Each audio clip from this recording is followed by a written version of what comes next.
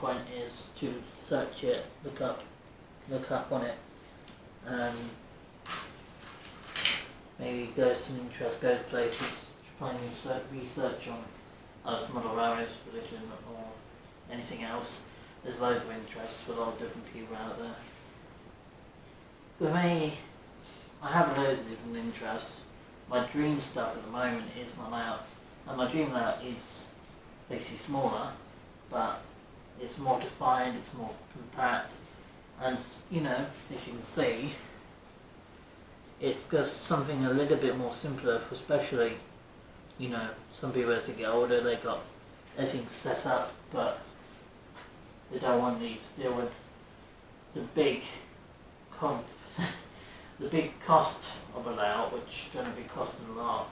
With a smaller layout, at least they are cheaper because less track to run, they've got less trims to run on it, and on the upside, you know, you can, I mean, to be fair, you can have hundreds of thousands of model trains to run on the track, but you know, you can find a limit for yourself to minimize the size of your layout to be something a little bit more, you know, affordable and suitable for your layout. So I know a lot of people say, well, actually you can't do that. Well, you can. It's just you're letting yourself not to let yourself overspend, especially when you've got bills to pay, you know, other things to pay. There's so much to do.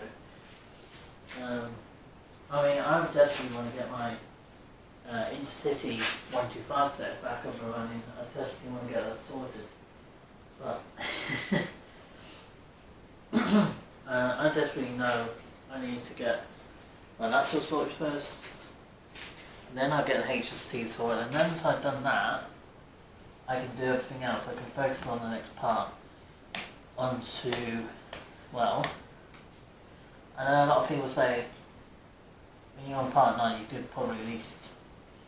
And part 9 is basically what you're seeing now. I'm basically laying down basically very soft cardboard. And a lot of people say, well, you could probably at least do it with something a little different.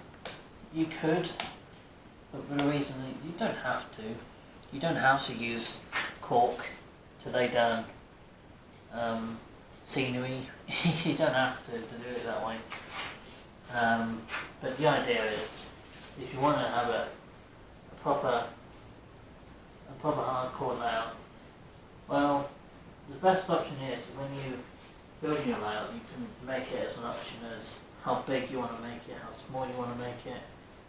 And to bear in mind, I need to give it a little bit of space in between the tracks, because in between here, there's going to be a small pieces of foliage, gravel, and there's going to be a road coming off the sides, building right round on the edge here, and then I've got some fencing along here, and then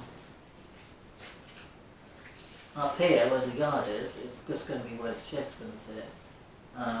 The HST will sit on one of these sidings, probably in this one actually, and then I'll probably just get one more siding for this particular train, and then because I like the idea of having a bigger table like this one, but I think, to be honest, I think once, you know, once everything's been organised, and obviously life is, well, simple it is, actually the life is very, very different, and obviously the life I personally choose is very different to someone else's. I'm not going to change my hobby for now. I quite enjoy my hobby. My hobby does something that I'm most enjoyable in my life. It doesn't have much, you know, someone else might think it's a little bit, I'm trying to think of the nicest word to think of it. You know, people think it's a little bit childish to some people, but other people probably saying, well, actually, you know, it's a nice hobby, but, you know, it's lacking on a few things. I probably agree with that one the most, to be honest. You know, because I think the hobby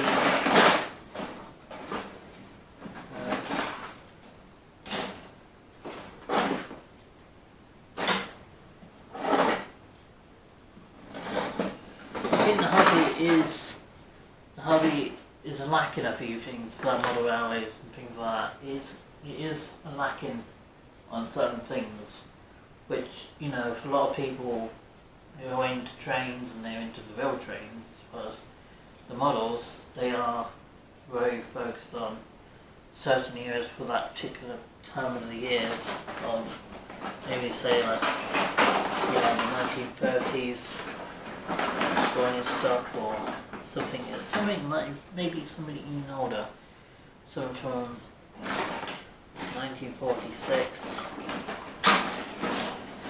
something. I don't know why. Maybe take the 1946, but something that just popped in my mind first. But yeah, you know, you're basing your layout off from an era from a very long time back. Then you're basing your railway on two main lines, you know, railway stuff, or maybe for the wartime, it could be for other reasons, you know, for steam eras. I know a lot of people like steam, and so do I. I have no reason, you know, I have no problem with steam at all. I like steam too, but I might have a lacking of only one steam train working on my lap at the moment, but, you know, I'm basically focusing off getting what I need to afford and able to afford for a reason to run out. It doesn't have much you spend on the railway. Obviously, you do have to be sensible though when you're spending on the railway, because there's still other things you need to spend on, like your food, drink, bills, stuff to keep your life going basically while you live in a property. It's just an ongoing thing. Unless you live a particular lifestyle, it takes you another way. But when you live in a lifestyle that's very different to a lot of people, it's just different, and you know, a lot of people are different to others.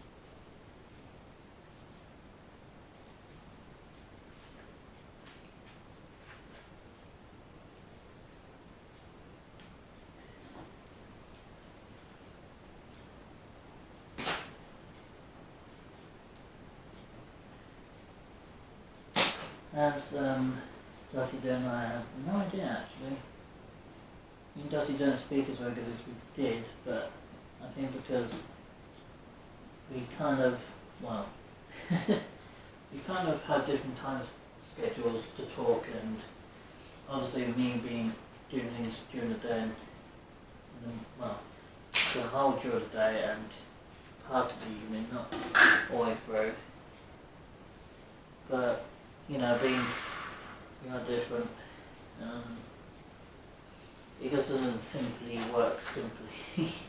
It doesn't work that simply for either of us to talk at the same time.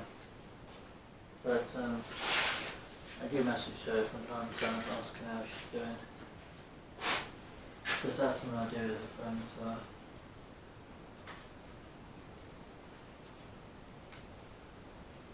I'm not telling you about if you have many trustworthy friends around. I think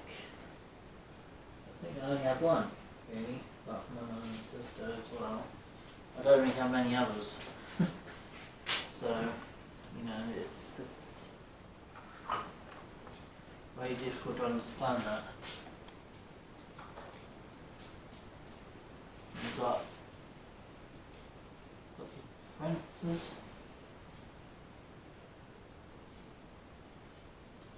But that's going to be part 10 or 11, which will be tomorrow. Just get some ideas. Right. Yes. I'm going to have to do not stir back on the top of my phone because I keep getting buzzed otherwise.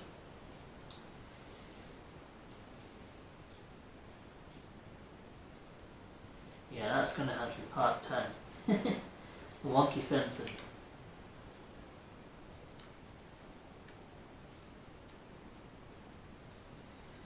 Yeah, part 10 is going to be the fencing involved with this. Yep, that looked alright, wouldn't it? It's a little bit wonky, but it's not too bad as things go.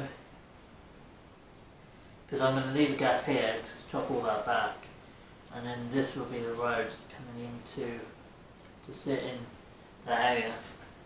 But that's going to be for part 10. Part 10 is when we start sticking the odd few bits down, not all right, just little bits here and there, just to sort of build it up to a reasonable amount for our locomotives to be used.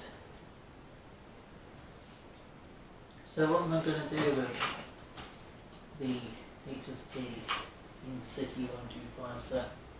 Well, once it's fixed, I can run around on top of that, which is this one, which will be cool. We're going to have it up and running again. I know, I only had it up.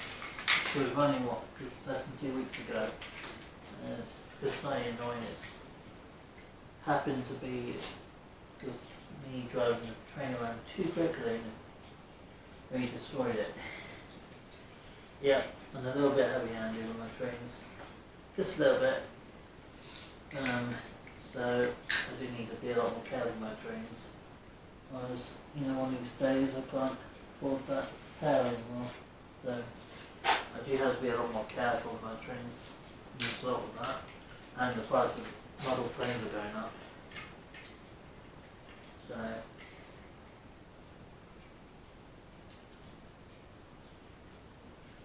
eBay is still the cheapest option for buying a train compared to other websites like, and I do like Kona Models. Kona Models was one of my favourite train shops actually. I do like their stuff, things they sell. I am going to get, my layouts not going to be based off everything on this layout. It's going to be not just British, it's going to be a bit of Chinese, Japanese bullet trains, the Hitachi one, the, what do they call it? It's another train, the ice train.